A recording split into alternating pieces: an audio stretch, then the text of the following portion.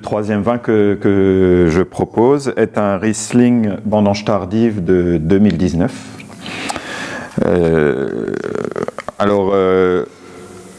Pourquoi j'ai choisi ce vin? C'est parce que la vendange tardive, c'est quand même une spécialité alsacienne. L'Alsace est reconnue pour ses grands vins de surmaturation. Et en Riesling, pourquoi? Parce que je suis convaincu que c'est, parmi les cépages alsaciens, c'est le meilleur cépage pour faire des vins de surmaturation. Quand je dis le meilleur, c'est pas que je n'aime pas les vins de surmaturation faits avec les Gewürztraminer ou les Pinot Gris, mais avec le Riesling, on obtient des vins d'une finesse, d'une élégance et d'un équilibre qu'on a avec aucun autre cépage.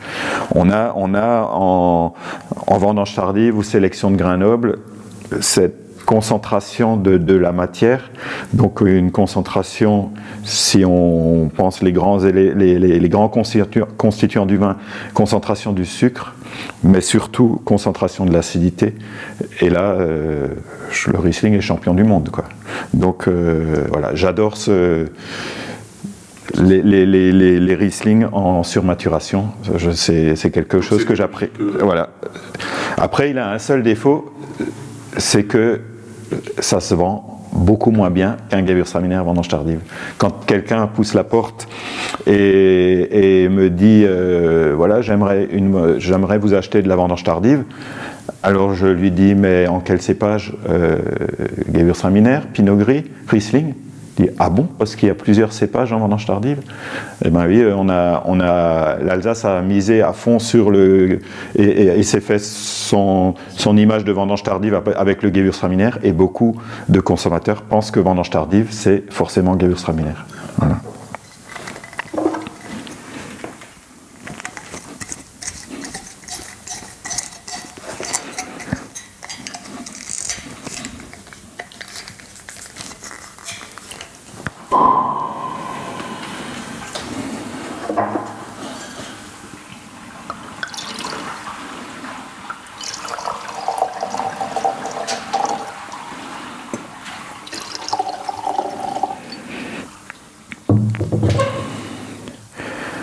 Alors 2019, si on s'en souvient bien, pour les vendanges tardives, c'était pas évident.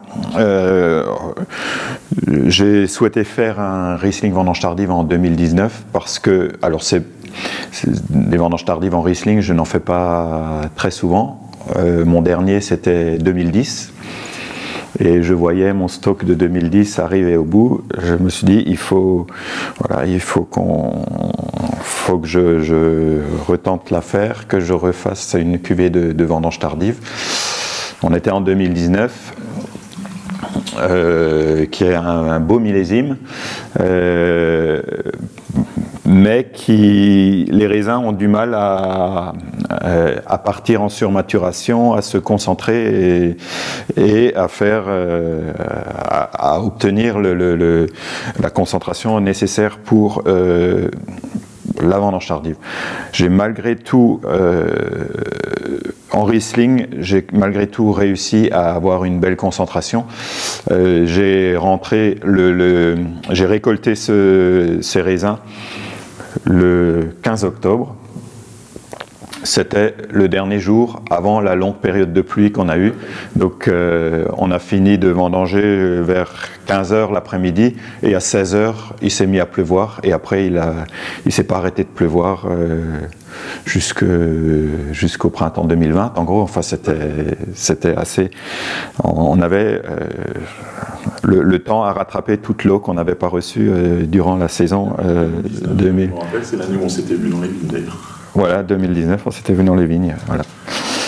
Donc ce Riesling vendange tardive 2019, en termes de vinification, j'ai fait le choix de le vinifier 100% en barrique.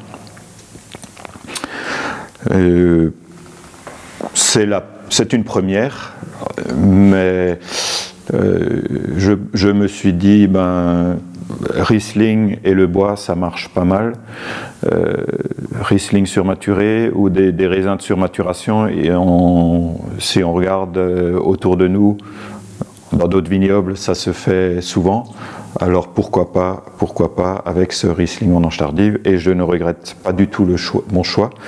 D'ailleurs, en 2020, là c'est la nature qui m'a offert des raisins pour faire un Riesling vendange tardive. Donc j'ai refait un Riesling vendange tardive en 2020 et à nouveau en barrique.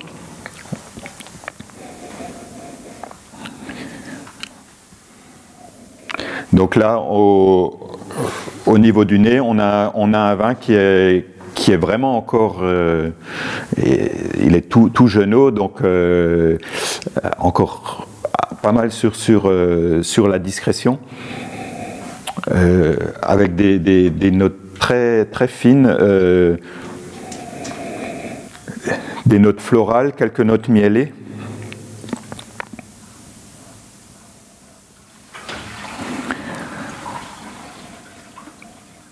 Plutôt, quand je dis mielé, ça fait penser au miel d'acacia.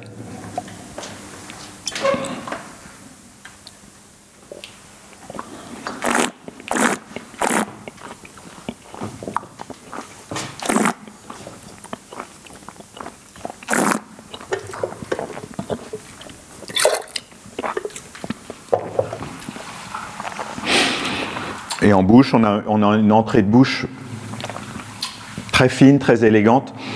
On a un vin qui gagne en amplitude, en matière, plutôt en milieu de bouche. Et puis derrière, une très grande persistance.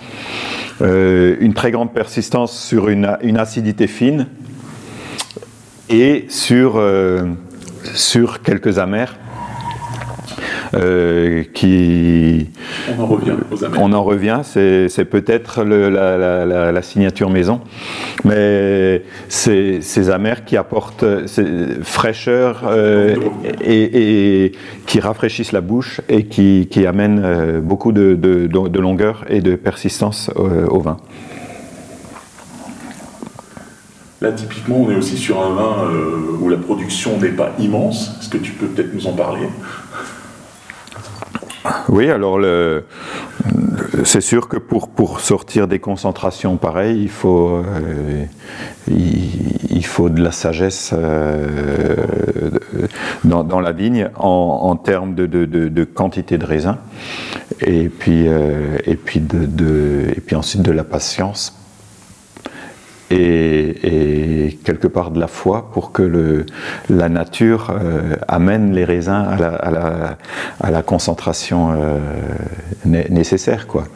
Donc là, c'est vrai qu'en termes de rendement, on doit être de l'ordre de 30-32 hecto-hectares.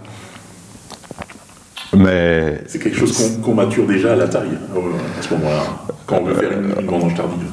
On mature, on y pense à la taille. Après, je dirais, la taille c'est une impulsion. Si la vigne a de la vigueur, si la vigne a un besoin d'exprimer sa vigueur, elle l'exprimera qu'on ait taillé court ou taillé long. Donc effectivement, la taille, ça donne un signe à la vigne, mais je pense que le rendement se joue vraiment sur le temps long. C'est année après année. Qu'est-ce qu'on fait au niveau du sol? Qu'est-ce qu'on fait pour que la vigne, justement, ne produise pas des raisins en excès.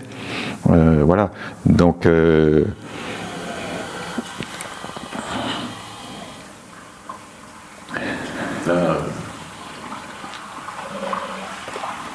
typiquement, on est sur un vin qui s'accompagnera avec quoi? Parce que bon, on a souvent tendance à dire vendange tardive, foie gras. Est-ce qu'on est dans ce registre-là ou pas?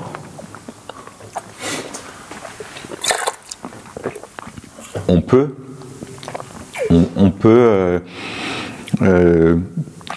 servir un foie gras avec ce vin-là, sachant que c'est un vin, voilà, une vendange tardive, mais qui n'a pas une sucrosité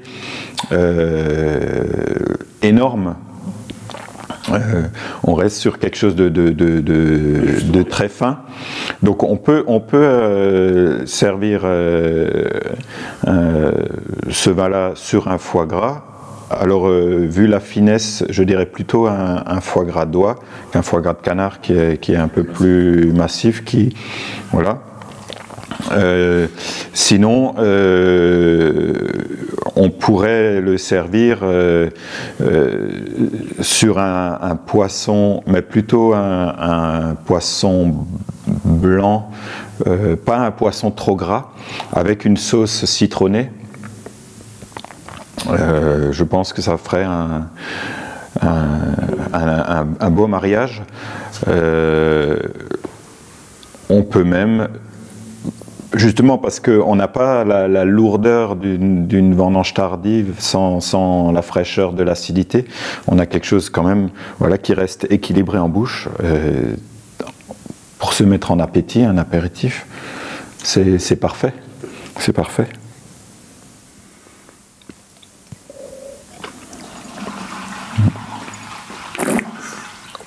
Merci Hervé. Merci Pascal.